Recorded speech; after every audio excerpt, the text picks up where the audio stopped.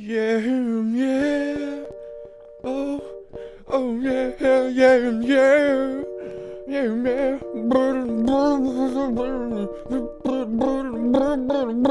I'm talking about tutorials coming in the day. Tutorials in the day of the week of the month of the year of the place that I'm here. It's tutorials. I am Bepler back on that horse today.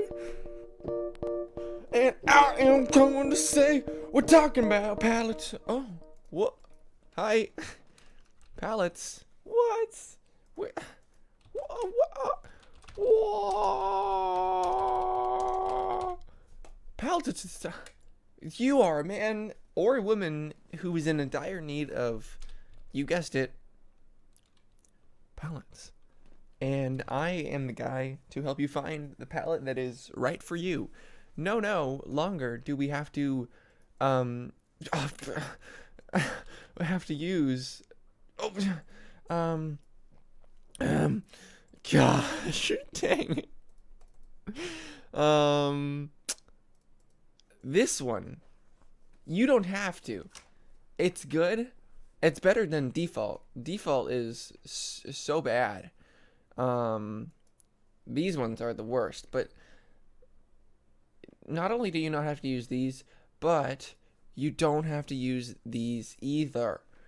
These are colors common on NTSC displays that are easy to display, because when you show certain colors on monitors, they look bad on video, and that's a whole can of worms. So they would look bad to your eyes too. My name's Bepler. And I'm going to be making a palette tutorial today. And the way that I'm going to do it is I'm going to build a palette up from scratch. And I'm going to make it look slick. Make a wicket. And I am recording. And I look good on that screen in that 1080p. So you need to, first of all, decide what is my life about? What kind of colors do I need? This palette is based pretty heavily on the that whole R and then G and then B rainbow pattern going from darkest to lightest, and then down here you have some little highlight colors that maybe weren't quite accessible in this defaultative range, and then some excessive quick access colors like salmon and magenta and teal. So you gotta pick what's good for you. I myself have made easy on the eyes, so it looks something like, but not exclusively pertaining to this right here. I love it. I'm using it all the time. What I just did is went and found all the colors that I needed, like hair colors, skin colors, blood colors, plants, skies, and then abstract stuff up here, and then my grayscale. So what I've done, you only need one block to select something. Like I can just select this one or this one, and they could be different colors, but in a lot of places I went and I doubled them up, like here up and here up and here down and there down. I mean up, and then here and to the right, just cause, and like on here I just doubled them. This palette is actually really small, so I could easily select what I wanted. Like on this black and white, they're 4x4s. So like I don't have to go in and find one square. I can miss a little bit and have a big square to hit when I'm getting my colors. So I can really quickly grab black or white, and there you have it. Now, you don't have to do this on your color palette. You can do whatever the heck you want. And then over here I made them all 2x2 high, so I could just get gray wherever I clicked. Oh dear. Okay. Well, this is bad. Oh no. I'm destroying my palette. Don't panic. First of all, this isn't even a problem for you if you're on Flash 8, as far as I know. My old because I don't even think you can click and drag back then. If you do that, just put it back like that, replace it. If you don't know, if you didn't watch my color tutorial or my basic tutorial discussing the windows, you can replace things in your color palette by going to your swatches window. If you don't have it open, go window, swatches, click it, and it'll open. And then in this little drop down menu in the top right corner, you can click and you can add colors, replace, or save. And then there's save as default, clear, and then load default. Which default just loads whatever you have saved as default. It's not always Web 216. This is the default in Flash. Hold on, I'm getting ahead of myself. In this one, see, you can't even, because you're always an eyedropper when you're in swatches menu in 8. I don't know about the CSs. I never customized palettes back when I was using them. Moving forward, in your palette, you should put some colors that you use all the time. So maybe go through some of your best works, some of your best FLAs, where you've drawn really nice backgrounds and where you've done really good effects, like on some good explosions, some good blood spatters, and go and start sampling your colors that you think look nice, and then like make some in-betweens of those colors. So if you go in and find yourself an explosion, well, that went all wrong. Man, my hotkeys don't even work anymore. I really need to fix those. You know what I've learned, if anything, from Flash, is that I am too fast for Flash. The speed at which it takes for this to load up sometimes is just obscene. I mean, it is so obnoxious how long it takes. So maybe you go in and you find yourself that you used a really good orange on the beginning of one explosion and then a really nice yellow at the end of it, and you say, wow, Zers, what good me. Man, I want that all over the place. So just make yourself a gradient and put the first half of it at here and the second half of it at here, and then go in and grab this color and incorporate this in between into your swatches for your new color palette of 2015.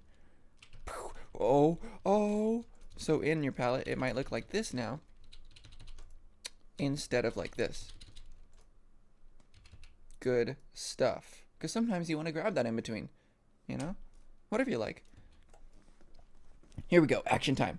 To make your palette, the easiest way I've found is not to use the grid. Don't go view grid and turn it on. Badness right there. Because then you can't get whole colors. You get partial gradients. And if you don't, then you have to go in and fill each square. So instead, just first of all, understand your palette.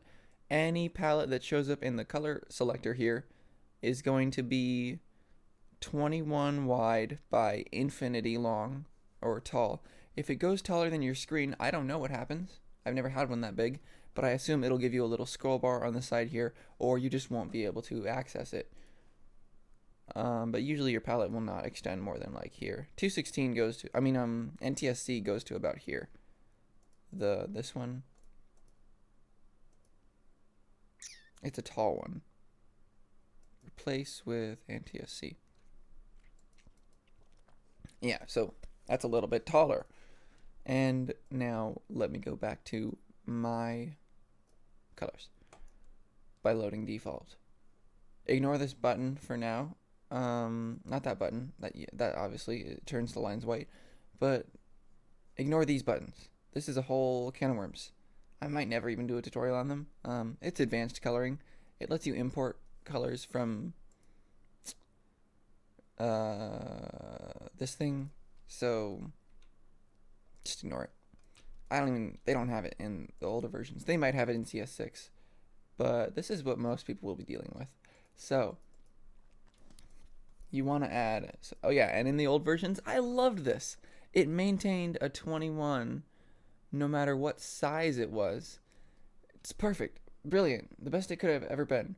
Because then you could make cool window arrangements, so like putting it down here, and you get a giant palette, and it's awesome for coloring, because then you just grab, and you get your quick colors right at the top there. Now, in CC, look what happens. Does anybody know how to make it not do this? To not stay at that default 10 by 10 pixel size? I don't. And I don't like it. Here's how we're going to start. Since it's 21 across, no matter what, when you're in this window, because you can't resize this thing. And that's true for Flash 8 too. 21 left and right. You need to make a document that is 210, because we're going to be using 10 by 10 squares. And it's not, you can use any size. You can even use like circles to do your palette, but I find this the easiest and fastest to make a nice grid. So then you can make this however long, tall it needs to be. An even number is better than an odd one. But I mean, I doubt you're gonna go this low, so just don't worry about it. Then get your rectangle tool and turn the outline color to black and the inline color to nothing, non-existent. Make any rectangle, select it, and change the dimensions to 10 by 10. That's by selecting it and then going to your properties window in the position and size. And then you can manually adjust these. If it's not changing right, uncheck this box so that they are scaling individual of one another. Otherwise, if you didn't draw a perfect square at the start, you'll get just untick that box. So now, go to your align window and put it in the left and the top, and you have got your first color palette option. Next, zoom out to 100%. Select your square, copy it and paste it in place, and then hold shift and move it with the arrow keys to the right one, and then do the same thing, and then one more time, and then another, and then a fifth, and then a sixth. Now you have 7, and now you just have to select all, copy them, paste them in place, and move them over 7, and last one, 7 more. Now you have 21 by 21, and because when you're zoomed out to 100 and it moves, when you hold shift and then you move arrows, it moves it by 10 pixels exactly, you will have a perfect grid as long as you made 10 by 10 squares. Good deal. I have my lines set to hairlines so that no matter how far away I am, they will always be 1 pixel thin. It's good. It's good stuff. So go out to 100 again, select all, copy them, paste them in place, arrow shift them down, and then just keep doing it. If you copy 2 at a time, move them 2. If you copy 4, you guessed it, move them 4. And do it until you have like enough. And if you overshoot it, just go back 1, because it's in 10 increments, so you don't have to worry about alignment or anything. It's all just going to be perfect. Just don't move it like this, otherwise you'll get these awful gaps. And you could go in and try to do it like that, and you'd probably get it eventually, like I just did there. But it's so much faster to just use the shift arrows from far away. Done. And as long as you do it on a factor of doubly so from 100%, like 200, 400, 800, you can just go in and like move it 4 shift clicks away, and it'll always line up. 800%, I think, well now I'm 400%, so if I select all, Control Z, or Control C, and then Control Shift V, 1, 2, 3, nope, 3, 4 is how many it takes, and it'll be perfectly aligned.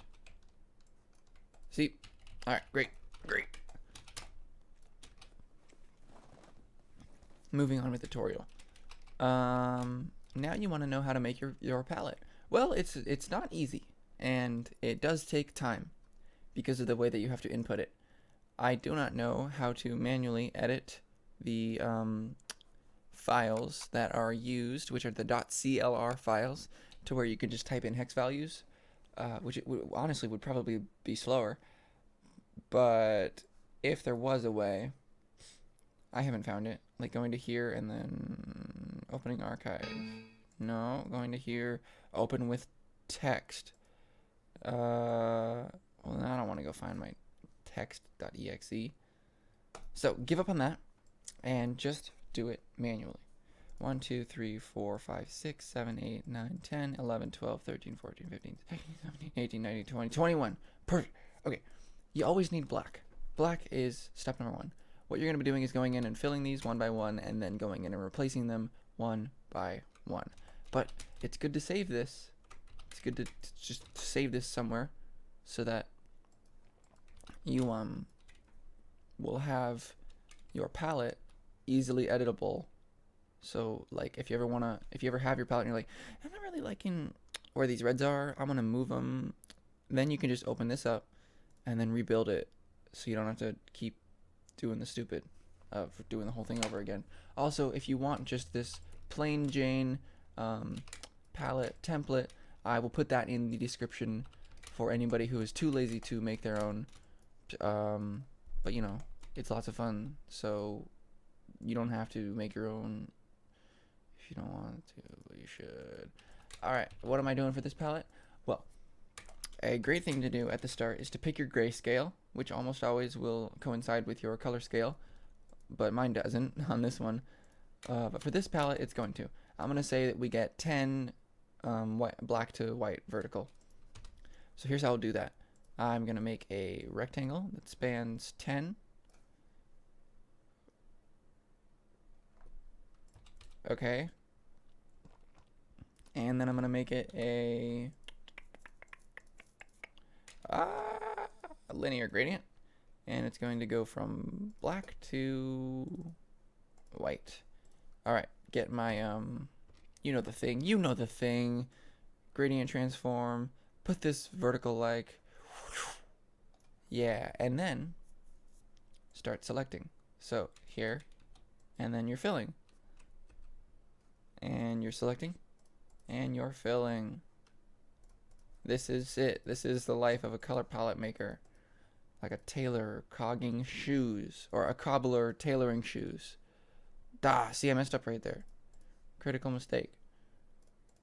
And alright, so at the bottom is white. And that's the end of it. So this is where I'm calling it on this palette. Just so I don't go over, I'll make myself a little guide that says don't go past here, Andrew. And now I know what I'm dealing with. Uh-oh. Oh, okay. I was so confused. I thought I'd made like a perfect rectangle. I'm like, how did I get that right on the end? But I didn't. It was hidden. But I should. You can buy this rectangle at your local grocery store. Now, when we make our new line, we have to keep in so many things in mind. Are you going to go RGB? Are you going to make certain sections of your palette that just don't pertain to anything? But I don't know. Yes, hopefully. That's the whole point of making it. Otherwise, just use 216 and then use your selector. The palette is supposed to speed up your workflow. That's the goal. So what we're going to do is take this thing. This beautiful thing. I can't get it. Okay. Get rid of it and bring it back in. But do this. Make it a symbol and brightness alpha. Alpha is what we want. Yes. That's not what we want. I lied. You just need to change the white to be see-through. So go inside and put the white to 0% alpha. Put it to black. What am I saying? It's like I've forgotten. It's like we've forgotten who we are, doll. We used to look up at the stars and wonder. Now we just look down at the dirt. We make a rainbow. And you might even have a rainbow if you're using 216. Yeah, this one. So just get that gradient and pull it. Pull it good. Okay. Line up your lineups right like that. And now put your grid over top everything. And put your black over top your color. And this is a start. This is how we will begin. But I hate 216. I hate these blues. I hate these reds. They look at that. It's piercing me. I talk about this in detail in my color video, but I'm gonna change it right here, right now, in this video. So I've got this right. I'm gonna make it a symbol. I'm gonna go adjust color as a filter because I made it a movie clip, and bring that saturation down. You know, like there's good. Negative 42. 42. And then set the hue to wherever you want your palette to fall. You know?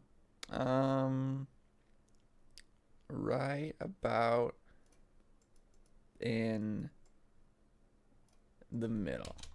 Wow, what a good, yeah, that's good. And then, what a palette. Don't crank your contrast at all. Just don't do it. This was good. Negative 42.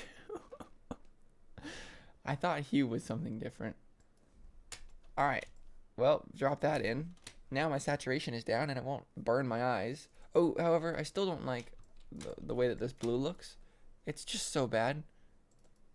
So I'm going to go in and manually adjust this blue to be a little less harsh, a little more casual. And this magenta, it's just too intense. Just drop that down a little bit. And, same with the red. Just a little down here. And this guy, just a little down here. All right. Well, that wasn't even applied. Make sure you're applying to the thing you're working on. And this green. Nah, the green is fine. All right, brilliant. The green is not fine. I lied. The green should be more minty. Minty fresh. Yeah! All right, that's palette. So now, I can say with certainty that if I go in and fill all these, they will truly be the palette that I lust for in my dreams. Lust for in my dream. We got darks on the top, lights on the bottom. So just go in and get a general color selection of the middle of each box. So that, and if you really want to be sure that you're doing this proper bust, get all these and turn them miter, put them square, give them solid, right thick, and then you're always selecting from the correct place on the thing. So you're gonna get the middle bits. And you know what I've just realized? You don't really have to fill them in. It's just so you can edit it later. But I'm gonna do it anyway. Even though there's not a whole lot of sense to it. Andrew, why are you not using, what's it called? That thing. The Eyedropper Tool. Well, because you can't. It won't let me. Guys, you get the idea, right? I surely don't have to do this all, because I'm going to keep forgetting where I've clicked and where I haven't. Maybe I should make them just a tiny bit smaller. But then I still can't see it. How do you know that you're selecting? How? You have to guess. Infinity in the night. Oh, I guess you can see. Well, time to start my rapping career. Yo, yo, yo, yo. FlashBepler coming at you fast like a train in your brain insane. Yo, train, locomotive, yo, I walk the rails like a hopper. I jump all the streets like a grasshopper. I feel colors, yo. I make a flying machine. I fly above the locomotives. And then I look green. What? It's a Bepler in the green. Did somebody say green? My name is Mr. Green from the game Clue. Woo kazoo.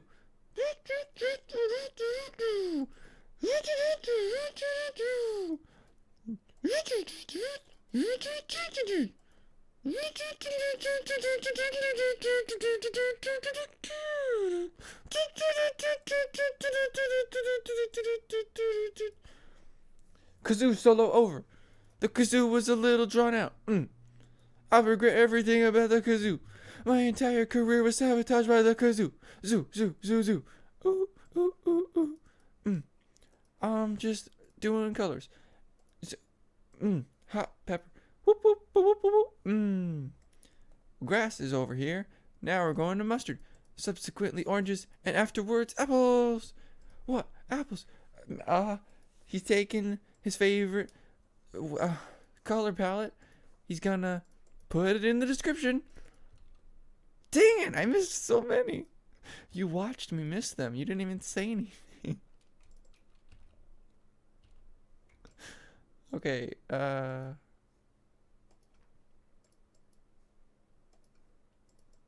okay. Wow, it's looking questionable so far. However, it is basically fine. I mean, it's a color palette. It's gonna be a little wishy-washy.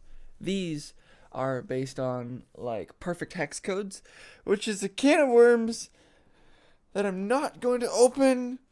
It's just you can type in the hex codes if you want, but it's so silly to try. Because then you have to start worrying about what all this means for brightness and saturation, and you don't want to start doing math like that. No, you do not. So now that I'm done making my palette, like any good child is, they need to transfer that palette into their palette. And the way you do that is you say palettes, swatches. So, I'm imagining that you finish, all right? And then you say clear colors. It leaves you with black, white, and gradient. And I believe you're supposed to have 2 gradients. I don't know why there's not another, but just ignore it. Trash that one. Trash the white, and you can't trash black. You need to have at least one. So I guess it's always going to start with black, no matter what you try and do.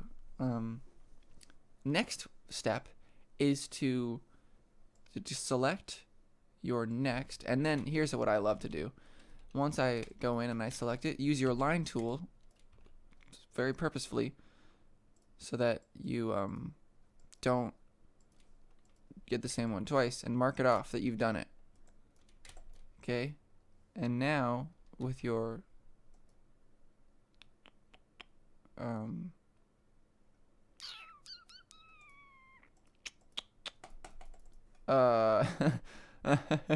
what? This is how you do it. This is the critical. This is what the whole tutorial's about. What? Here. Web 16. No, this isn't right. Something's not right. There's no way that is green. It's not. My name's Bepler. Holly Pepper. I don't know what's happening. A new. Hot dang it. Why can't I add. I am baffled, people. This is easy. Oh, wait. I know it's easy. I know it's easy. Oh, what's happening? You've seen me do it in videos before. You click like that, and then it adds it in. Whoa, is it knowing what color I have from this version of Flash? Whoa. Maybe not. Maybe it's just a coincidence. Like, I'm supposed to just click here, and it... Oh, you can't even see my cursor, though. You click inside of the palette thing over here, and then you can change it. Okay, maybe I have to add colors. Well, no, that just puts more swatches in.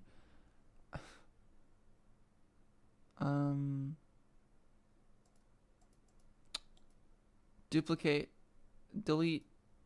Oh my gosh. Close. No. Clear colors. I did that. Flash. These people need their palette. What are you doing? What are you doing? Do I need the fill tool out? Clearly, nope. Oh my gosh. I'm looking like a buffoon. What the heck? Alright, so you're in Flash 8, right? And you just click and drop them in. So I'm astonished because I made my palette in CC. C. So, you're going along, right? And, oh, I forgot all my tools in this version of Flash. K and T? No. K and Y. Alright. So, you grab, here. You would say clear colors, and then you would grab and click, and grab and click, and mark on new layer with a thick stroke. Oh dear. Flash 8, help me remember how you worked. If I remember, you can just pull this menu up, but apparently not in this one, so my lines will be super thin.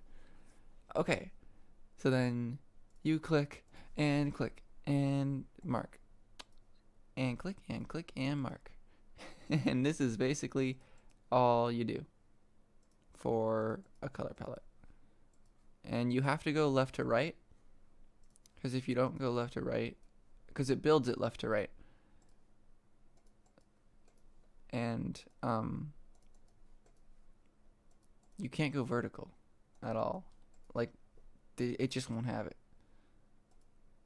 Get yourself into a rhythm. Make sure you're always going click, click, mark, click, click, click, mark, click, so that as you go down each row, you can be speedy, efficient, and not get the same color twice. Because if you get to the end and you're not at the end, like right now I'm on 21 and it looped. Well, it looped because there's white in this one, and I knew that going in. So you might have to just plan a palette where white is right here. But for now, ignore it. So just keep moving along. I'm going to skip this gray because of the white that bumped over. And then you click and mark. And click, mark, and click. Click, mark, and click. Palettes. Taught to you by Bepler. Go make your palette. Show me today. Seriously, send me your palette. I love to see palettes, because I don't see any. Nobody I've seen has ever made a custom color palette. So get out there, make one that works for you, and spend less time manually selecting colors in the color wheel that you already know you love, that you can make for yourself ahead of time. And if you find you're using a color all the time, you don't have to limit yourself to the palette you made moons ago. You can just add it to your palette and then save it, which is what I'm about to show. Once you're finished making your palette, and it looks so good, and because it builds left to right, your palette has to be rectangle format. Like, you can't have like stuff out here that reaches, and your palette can't actually look like this with these grays down here. You could add this one only, but then it would start adding out here instead of downward. So it has to be like a rectangle. It's like Legos. It's like an upside down building. It's not like Minecraft. So now when you're done, you say, God, this looks good. This is good. And if you ever mess up, if you ever screw up and you do some mistake, just click the thing that you made the mistake of, like this, and then go delete swatch. Click. Delete swatch. Bam. And then obviously if you have one selected and you want it againly so, then you would duplicate swatch. And then the one that was selected was here, and now it's over here. I know it's hard to tell with all these dark colors, because I didn't want to finish, because I realized tutorials have to be brief. Okay, delete swatch, and you're done. It's so good. I want to share this with everybody. This dark palette. So we say, save colors. And then you say to yourself, I want a folder where I'll have all my Flash stuff. And you say, dark palette done. You say enter. It'll automatically save it as a .clr. And now, in any version of Flash, you can use dark palette and it'll show up. Almost always, it's going to put this gradient into your palette. Just defaultatively, and it usually puts another one. It puts that other silly one, this one, as far as I know. That might just be me, but I think it does. I'm pretty sure it does. Done and dealt, Flash tutorials. If you want to share your palette with me, just upload it somewhere, the .clr file. You might want to put it in a folder and then zip that folder up and then send that folder to me. All is, whatever's whatever. But if you would like my color palette, you can find it in the description along with my template for making a palette. easyontheeyes.clr. It'll be in the download. Thanks for watching. Color palettes are personal, and they are supposed to make you work faster. So, make one that works for you. Thanks for watching. Bye, guys. Have a nice day. A lovely one.